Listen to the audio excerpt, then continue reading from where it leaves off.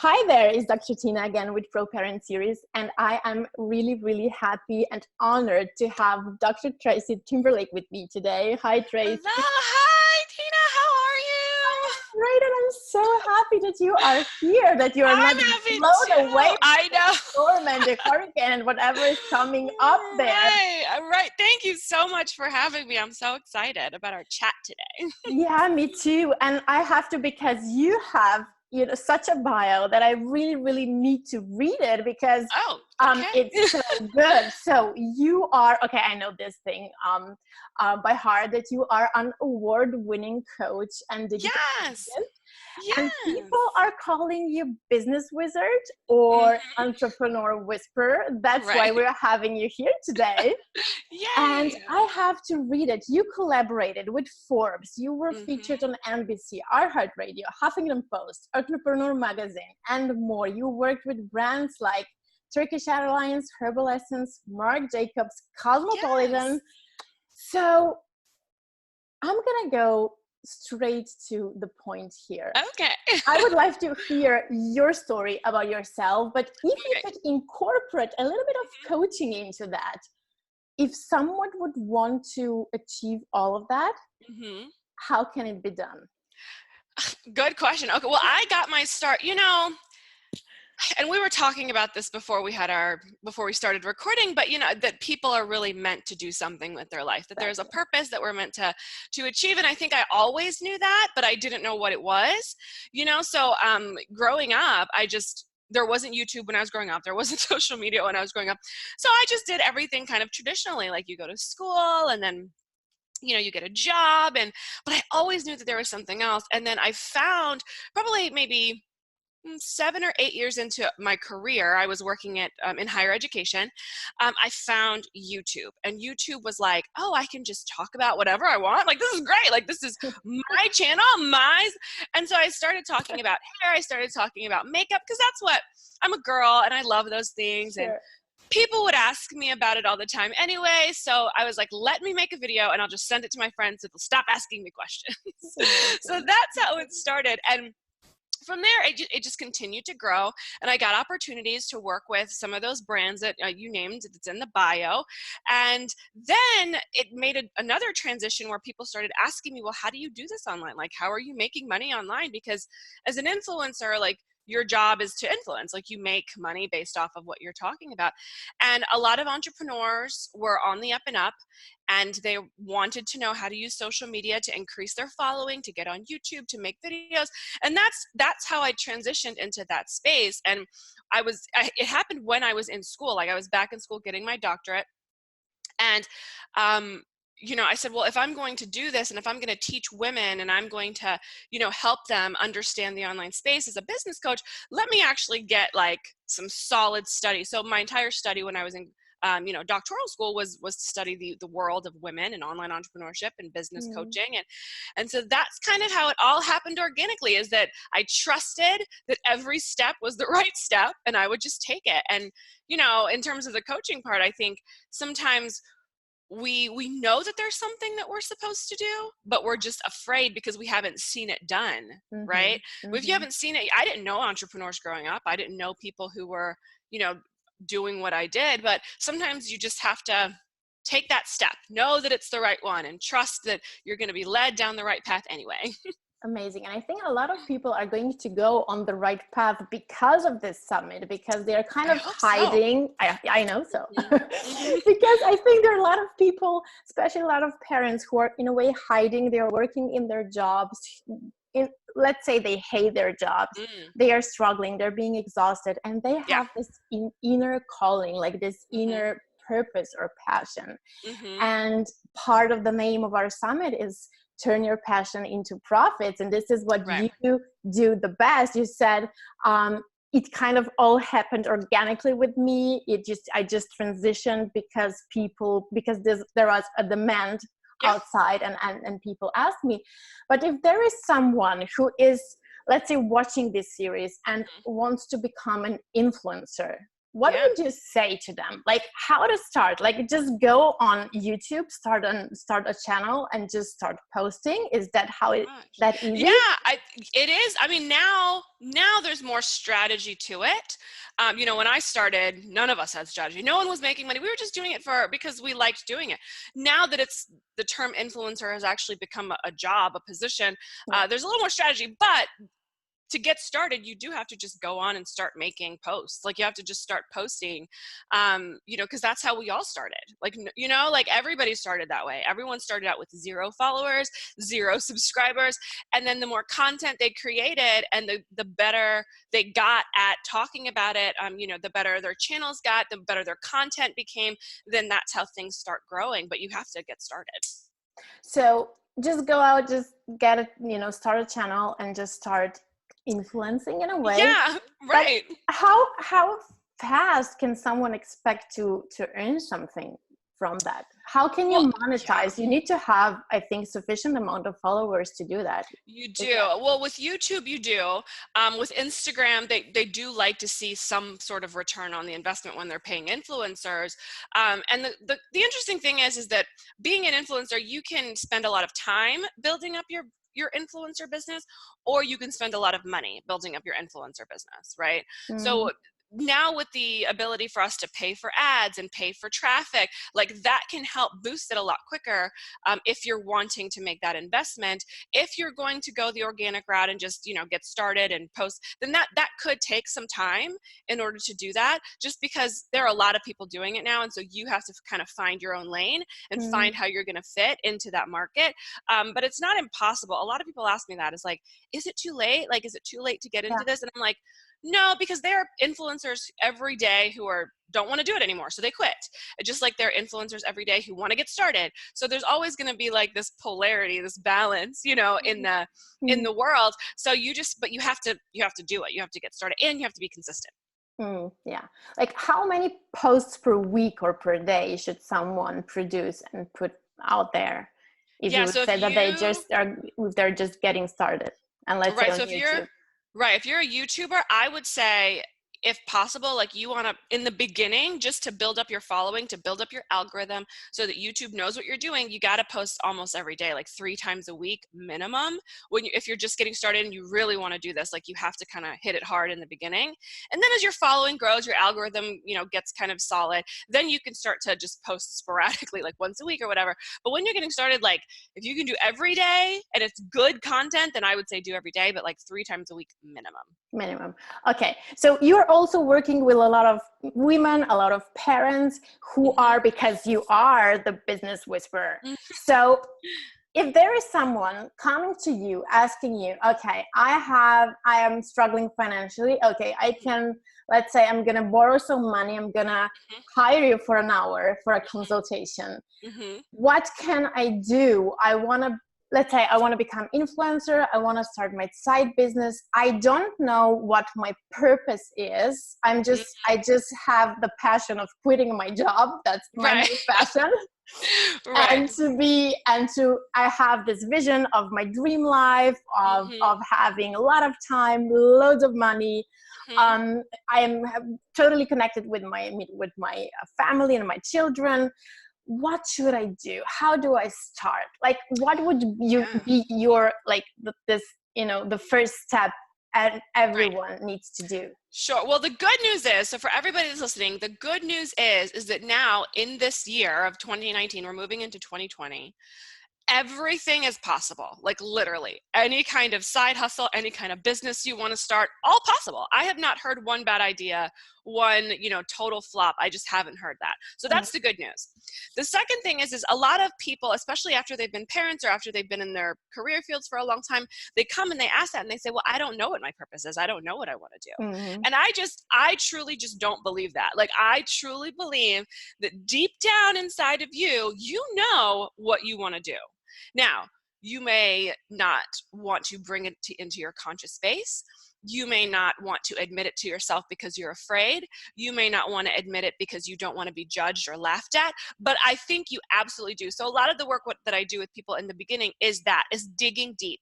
Let's dig really, really deep into what are you good at? What do you love to do? What do you do in your spare time? What have you been, what comes easy for you? Because what comes easy for you usually does not come easy for everybody else.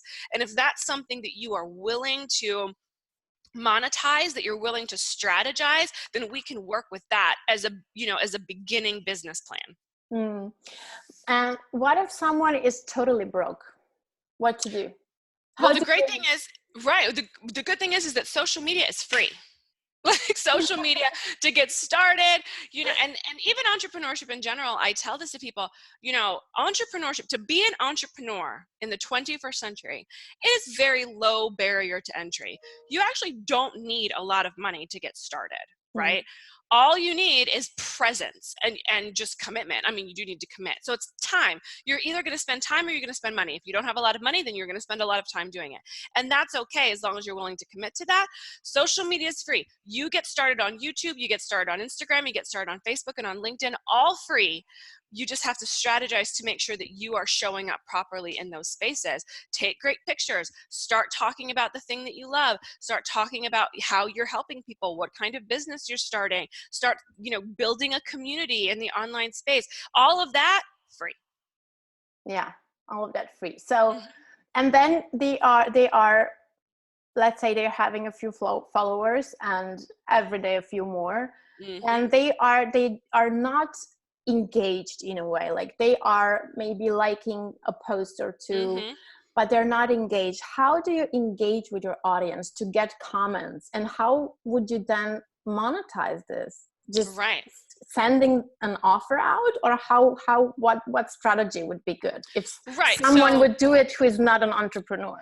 Right. So when you're using social media, you're casting a wide net. So you're talking to people from all over the world, men, women, teenagers, whatever. You don't know who it is that you're talking to, right?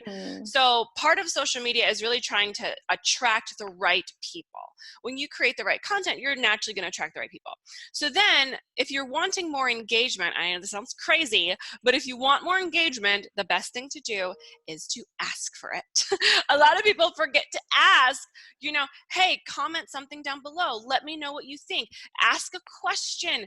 Get them to start, continuing the conversation with you just by asking. Because even by saying, hey, comment below or tag someone that you can increase your participation rate or your engagement rate by up to 30% just by asking. And a lot of people forget to do that.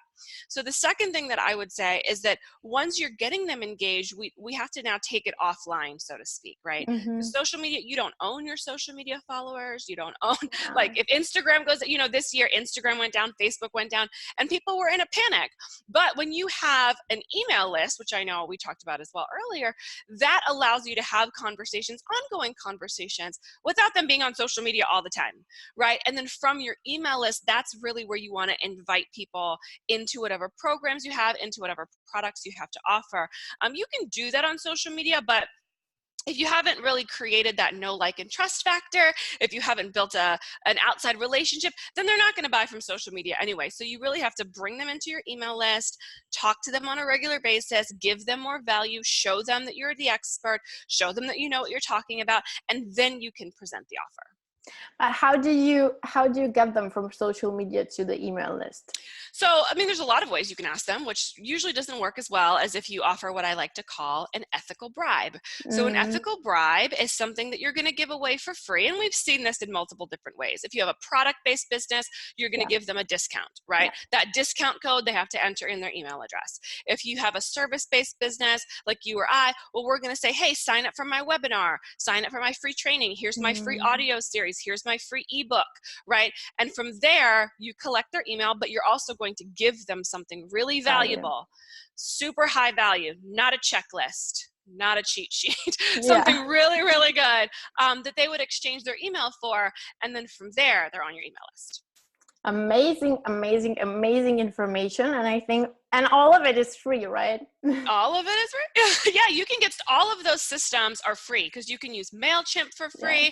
MailChimp has its own landing pages built in, so that's free. So all of that entire beginner funnel all free. Now you can create more robust ones and start paying for services and things like that. But a lot of people, like when I coach people, especially in the beginning, I like to teach them how to keep their businesses as lean as possible, right? Because you want to make sure that you're getting a return on your investment, but some people just aren't comfortable with spending, $25,000 to start a business right away. And you don't have to, right? All of that, the system that I just walked you through can all be done for free. Amazing. Okay. And to be successful, we need an unstoppable mindset. And I know that you have one and you have created one. How do we do that? There's so much. Everything is failing apart. Like you're struggling. You don't have money. Your kids don't listen. Your husband doesn't listen. Like nothing is right. So how do we keep positive in all of this? I truly believe that our lives are a reflection of us, like of what we are on the inside, right? Yeah, and so, it's just a mirror. It's a reflection of everything that you are. So that's why if you want to change your life, you have to start changing yourself, right? If you keep telling yourself, oh my God, my kids are so bad, or oh, my husband is so awful, or oh, I hate my job, I hate myself, and that's the language that you keep using, well, that's going to be what you're experiencing, right? And I'm not saying this is easy. Like, I'm not saying it happens overnight. Like, usually by the time I work with clients, they're already in their 30s or 40s, sometimes 50s.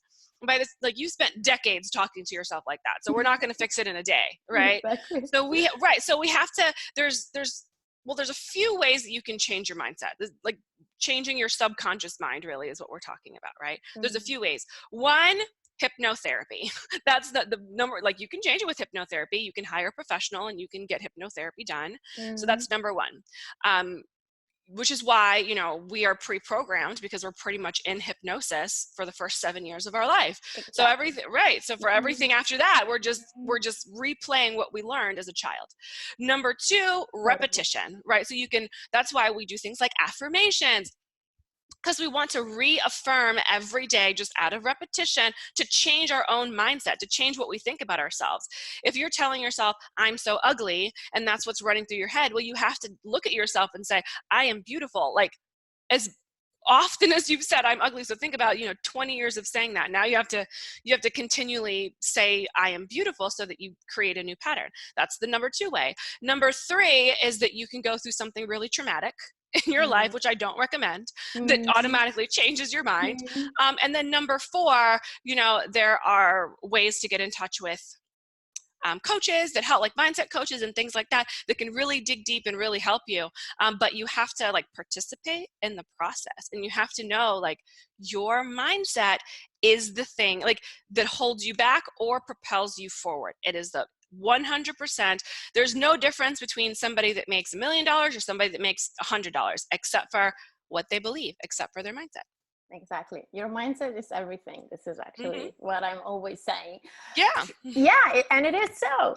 Tracy, before we go, you prepared a little special gift for our viewers. And what have you prepared? And I know it's really valuable. Yeah, well, a lot of people, when they're wanting to get started in the online space, one of the first things that they want to do is create some sort of digital course. Because one, it's low barrier to entry. Two, you already have an expertise that you can probably monetize if you just make it into a digital product. And so that's where a lot of people want to get started. Plus, it is a over $3 billion industry. I think everybody who wants to be an entrepreneur or is moving into entrepreneurship should have some sort of digital product. So to help people get started so that they're not confused, I'm giving away, it's a kind of a workbook on how to make a mini course, so that they can take with the knowledge in their head, the expertise in their brain, put it inside of a course so that they can start selling it and start making money. Amazing. That's so nice. Thank you. You're welcome. And you said it needs to be valuable. This is so valuable. It is. A lot of people love it because they're like, okay, great. And they feel like, okay, I can do this. It just breaks it down a little bit so that you're not so confused about it. Amazing.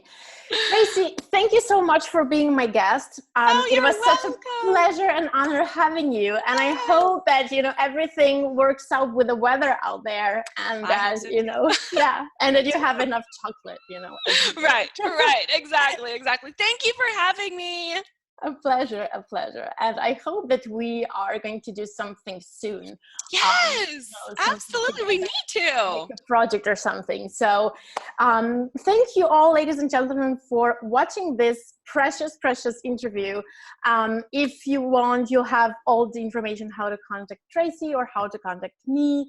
And stay tuned because I'm going to do something with this precious girl, something more in the future.